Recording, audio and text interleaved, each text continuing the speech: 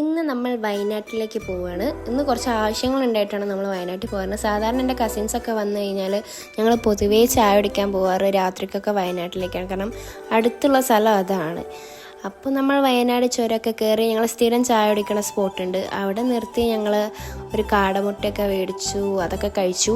നല്ല ടേസ്റ്റ് ഉണ്ടായിരുന്നു. അങ്ങനെ പിന്നെ അത് കഴിഞ്ഞ് ഞങ്ങൾ ചായ കുടിക്കാൻ വേണ്ടി ഒരു ഷോപ്പിൽ നിർത്തി. ഞങ്ങളെല്ലാവരും ചായ ലവേഴ്സാണ്. അപ്പം എല്ലാവരും ഓരോ ചായയും കോഫിയൊക്കെ പറഞ്ഞു, അതൊക്കെ കുടിച്ചു. അങ്ങനെ വീണ്ടും നമ്മൾ വണ്ടി കയറി.